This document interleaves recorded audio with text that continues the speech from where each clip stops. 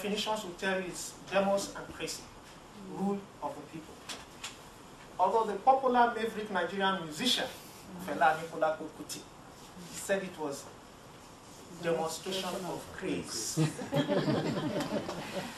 was a kind of madness because you had contradictions. And that is where I start to draw my lessons.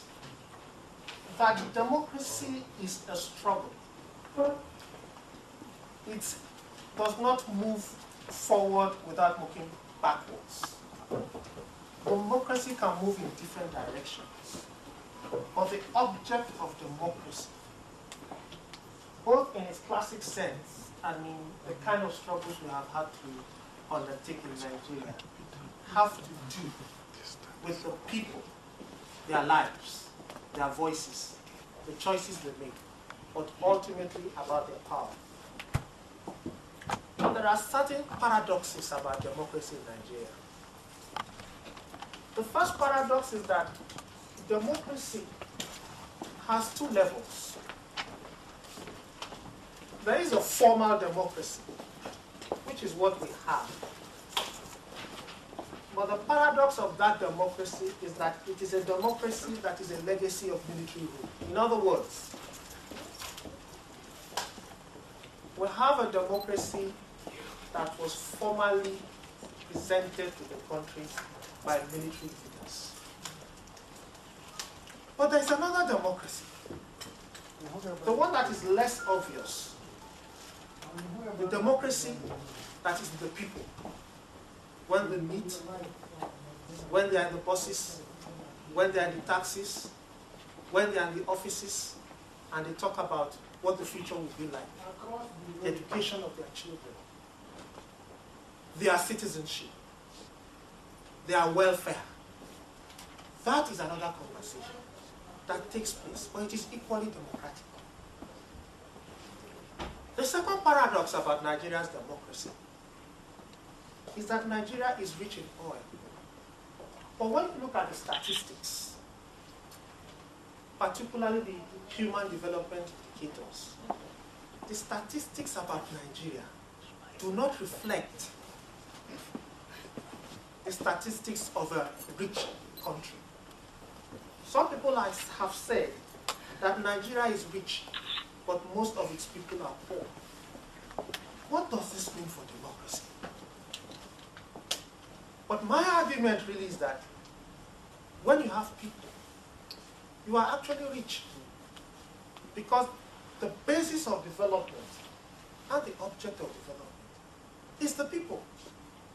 And so when you have a population of 150 million people, in one of the most natural... And about the importance of seeing democracy in terms of broad concerns about access to spaces, access to power, and states or governments taking account the needs of ordinary people. Only I am going to look at it, I'm looking at it from a gender perspective. That means, although I think I'm loud enough. That means, of course, I take account of it. I try to remember what Cyril is talking about in terms of the diversity of Nigeria, the diversity in terms of its ethnic, class, and other kind of languages and what have you, and we have hundreds of them, all of them, and huge class differences as well. And probably one thing that joins all the other subgroups, all the other diversities, is the fact that in all these groups, within classes, between classes, within ethnic groups, language groups, cultural groups, is a distinct relationship between men and women that determines how those communities function. And within that, generally speaking, irrespective of whether we fight about our religions or we fight about ethnic groups or we fight about oil, including the oil we fight about, there is a difference in how much access men or women get in those spaces. And I thought perhaps it is also important to mention that one of the biggest lessons probably one can learn from the African continent is actually from Rwanda. And that precisely because they went through those conflicts, that is being reproduced or similarly reproduced in certain parts of Nigeria, for example, the Niger Delta, or if it's religion in Jos or what have you, they have chosen deliberately to abandon completely the question of defining people based on especially ethnic and religious affiliations. And what they have chosen is to look at the gender of people and therefore seek to open access to spaces based on the genders people redefine what they think gender is, and open spaces to people based on that, simply to avoid something that could be repeated. What happened in Rwanda could well happen in Nigeria or anywhere else. And so to avoid that, to shift the direction of the discourse in their society onto those issues of allowing or enabling access to economic, political, and social spaces as their definition of democracy. And as Nigeria is about to hit 50, therefore, a kind of a milestone in that democratic process. And I agree completely with Cyril's historical review of the journey so far and the problems that have been contained in that journey. I would like to add one more thing, which Cyril has left out, which is very important, and that is that from the beginning of the struggle against colonial occupation, and indeed before that, the discourse and the struggles for women's rights has also been taking place within that, because there is already an oppression of women taking place in our sub-societies or states or whatever they were before colonial rule. And what colonial rule did was re-entrench it. And so I would like to add that perspective. And so that even though I may not know the details of what happens in the Niger Delta, for example, I'm sure even within the struggles in the Niger Delta, there's a distinct struggle taking place as well about access between men and women in that space. And so for me, if I have had the slide, what I wanted to do was start with showing what is gender, what do we mean when we say gender. And I think in political terms, in Nigeria anyway, I'm not sure that is exclusive to Nigeria, but when people use gender, they just assume it means women. And when they say women, it means nature. And in that complex, it means what happens between men and women is natural. That is the outcome of that position, is that what women do and what happens to women in relationships, in countries, in communities, in religions, or whatever, is natural. Now, if you assume and start your discourse of democratizing Nigeria from that kind of perspective, that what happens, what women do, is actually natural, then you do not seek to change it. You will be in a vicious circle. And so we have to start with a definition of gender that takes into account the fact that it is, in the first place, a construction of our own, that we constructed it, and we continue to reconstruct it depending on where we come from. If it's Nigeria, if it's Rwanda, if it's Zimbabwe, it is those economic, political, and social processes in which we engage in that we redefine the relationship between men and women. And in the case of Nigeria, I have to say that in the last 50 years, the discourse of gender, that means in this case, the discourse of renegotiating access to power, especially between men and women, and access to resources between men and women, has actually worsened, in my opinion, where women are today in relation to men, in the access to both to power, which is the general definition of democracy, but especially also to the economy, access to the resources that we have. Just carry on.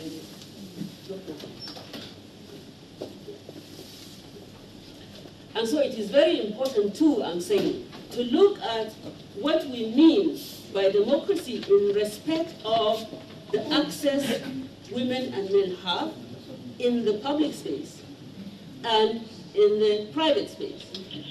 That's one. Second, to also seek to redefine what do we mean by private and what do we mean by public. And that, in fact, are they as separate as we tend to think? And my contention is that today Nigeria continues to define the private space as if it is separate from the public space, and assumes the right of power in the public space to the male section of the Nigerian society, and so-called, as even in the private, which is also, there's also a chain where the private is also domestic, is the home, is where you eat, you cook, you take care of children and all that, and therefore it's outside the project of a state. That is private. Essentially what it means is that the Nigerian male has the right to be political, to be democratic outside the home, and the right to exercise dominance over women in the home. And I think we need to contend with that, because we cannot make progress politically without redefining the spaces we are talking about. That politics takes place not only in the so-called private, not only in elections, not only in political parties, but also takes place in the home. And we take those lines of thinking with us, the kind of thinking we have about what women can do or men can do, we take with us from the home to the public space and back home. It doesn't end. How we think women should be at home is what we take also to the political space. So if I'm contending with the male party members, for example, it is assumed that because you are a woman, you take the back seat, because that's what you are at home. And unless we begin to readdress and redefine the spaces and the rights of people, democracy must mean the equality of all persons. It's not about what sex you have, which itself is our own construction. I mean, somebody is born female doesn't mean that the female contains you cook, you take care of children. It's not contained. Nobody is born with a ladle in their hands. We define, we give content, we give meaning to what it means to be female. And it's up to us to reconstruct, in the process of reconstructing democracy in Nigeria, that definition is wrong. Not because of women. We're not doing women a favor. We're doing Nigeria a favor. You cannot move society forward if you only move 50% of it forward. It's not going to work. And so you don't do it as a privilege or some kind of charity to women. This group, you define women. But as a necessary condition of moving Nigeria forward, promise did they make? It was a day of joy. My parents told me that there was lots of rice to eat. And those of you who grew up in the 1960s know that rice was not something you ate every day or like now. Rice was for very special occasions.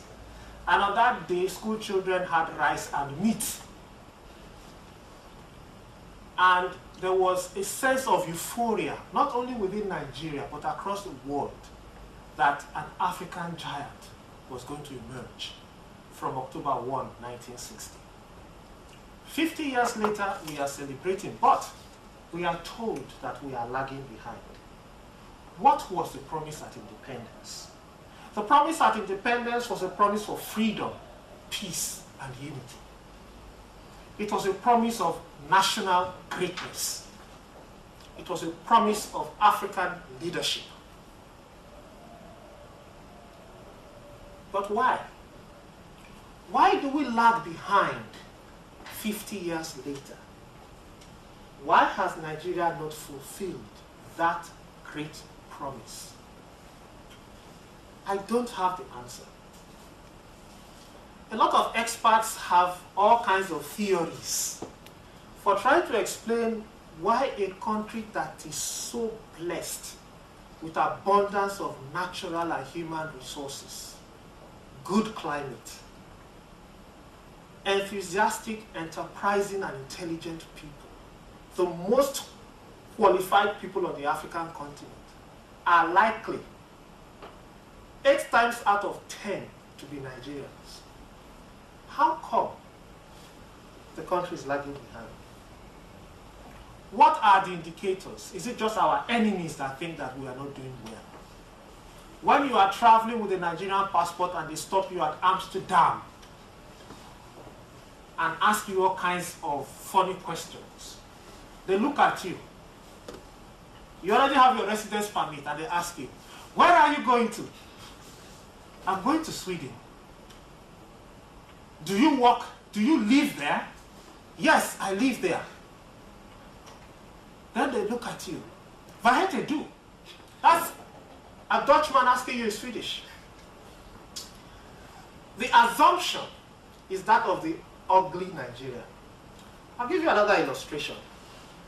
I was transited through Amsterdam. I cleared all the security checks, and as I was going, the security man called me and said, "How much do you have on you?" I have been through all kinds of experiences, but this one was different and wonderful. And I looked at him and I said, Then I brought out my purse and I opened it. And I said, "You can look for yourself." He said, No. I didn't ask you to open your purse. I just wanted to know how much you had on you. Image. What is the image of Nigeria at 50? And what is the image of the Nigeria? What are the indicators? When you look at the most universal indicator is the Human Development Index. Nigeria has one of the lowest ranks. In fact, it is 158 out of 182 in terms of development indicators. It is expected, life expectancy for the average Nigerian is 47. So for those of you who are over 47 here, the joke is on you that you are doing overtime. But that is the life expectancy. That for women is 48. So for the women who are happy that, well, the men have a shorter life expectancy, well, it's not much better for the women. But on a serious note, when you look at the statistics for poverty, it is believed that when you use the internationally recognized yardstick for poverty, 70% of Nigerians are living under the poverty line. Beyond that, there is this thing they call the Failed States Index, which measures the propensity of states to fail or to disintegrate or to be so fragile that they cannot hold together. And again, Nigeria is on the Premier Championship League for fragile or failed states, occupying position number 14. How do you explain this? A country that is the largest producer and exporter of oil and gas, a country with over 100 universities, a country with the best professionals and cultural workers who have won international awards and are known all over the world. How do you explain this? Why have we lagged behind despite this huge potential? That is the second question I raise. The third question I raise is to turn the question around and say, what can we celebrate? And I will argue that we do have a lot to celebrate, in spite of the first two questions I have raised. The most important thing for me, speaking as a Nigerian to Nigerians, is that Nigeria can survive, can celebrate resilience and survival. That in spite of all the statistics, in spite of all the prognosis and predictions that Nigeria is going to collapse, in spite of the high level of poverty, Nigerians are still going strong. Nigerians are happy. Nigerians survive. Nigerians struggle. We are celebrating 50 years of survival and resilience. You cannot assume that any country with the kind of complexity and with the kind of size that Nigeria has can survive. So that's one thing to celebrate. And we should not downplay this. The second thing we have to celebrate is unity. No matter how you define it, no matter what you say, all you need to do is to sit in a room when our great super egos are playing. It doesn't matter where you come from. It doesn't matter your religion. It doesn't matter your complexion. It doesn't matter whether you are young or old. We are one united people. And we have survived a civil war. A civil war that claimed over 1 million people. We have survived 27 years of military dictatorship. And people were strong enough and bold enough to challenge the men in uniform with guns. If you cannot celebrate that, What do you want to celebrate? That the country has been able to triumph over difficulties, over adversities, over political instability. 50 years with the kind of baggage that we have, and has remained united, even when people thought that it's just a question of time. And when people are already beginning to say that elections in 2011 may be another beginning for another end. And I'm getting personal here. I am sure that there's at least one person in your family who is married to somebody from outside his ethnic group. Oh yes. If you look within your family, there is somebody that is living outside your village, your state, and your region. We are united. It may not be perfect. It's like marriage. It has its ups and downs. There are days you come home and your wife will not speak to you.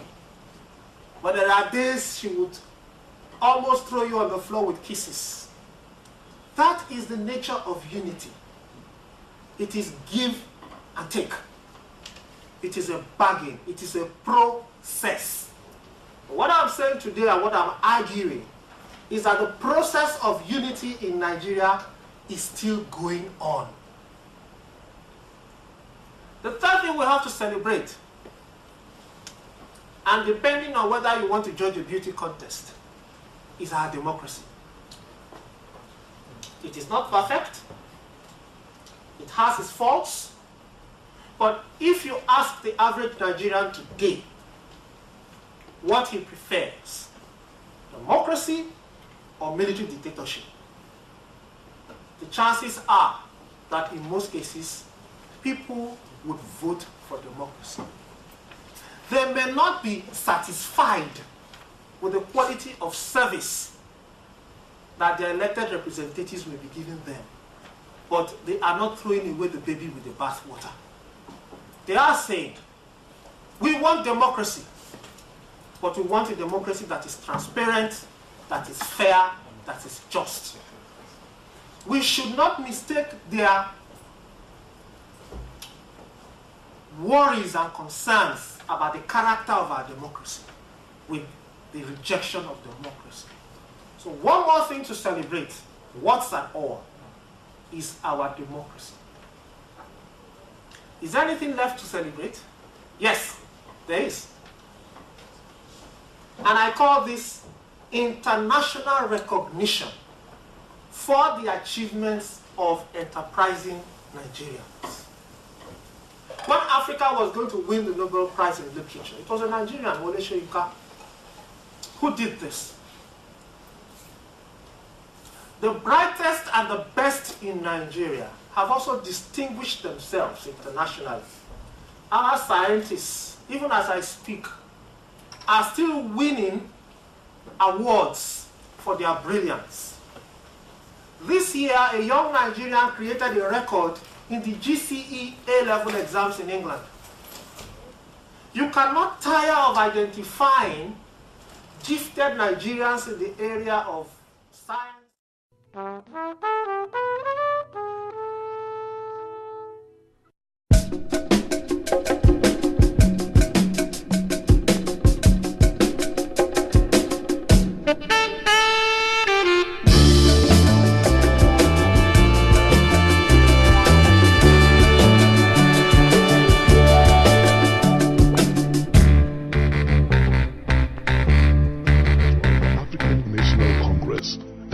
Black political organization in South Africa. It was when I came into the African National Congress that I realized that concerns are only a part of the African people. That the task of the ANC was to unite the African people and out of them build a nation. In 1948, the nationalist government was voted into power by the white electorate in South Africa, and the battle lines were clearly drawn. Comrade Oliver said, well, I like this because we now know we have an enemy in power And I think that we're going to have a better opportunity of mobilizing our people. Our policy is one which is called by an Afrikaans word apartheid. And I'm afraid that has been misunderstood so often. It could just as easily, and perhaps much better, be described as a policy of good neighborliness.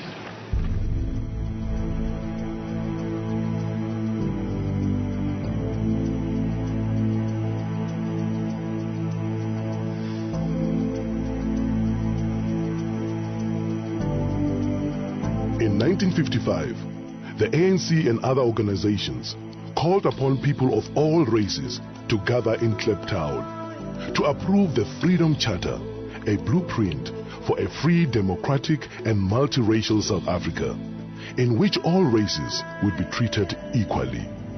Nelson Mandela, one of the chief organizers of the gathering, was banned by the government from attending and was forced to watch proceedings from the sidelines.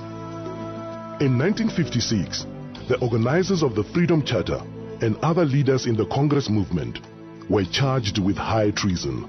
The trial was specifically designed to occupy the opposition and keep them out of politics. It dragged on for 4.5 years, and it would be another 40 years before the Freedom Charter finally bore fruit. South Africa, 1960, Sharpeville, a black township in the industrial area south of Johannesburg. A peaceful crowd gathered to protest against the pass laws was shot at by police. 69 people died. The nationalist government imposed martial law. All opposition was banned and thousands were jailed. When it became clear that all means of peaceful negotiation had been exhausted, Mandela went underground to lead the armed struggle. We have made it very clear in our policy that South Africa is a country of many races.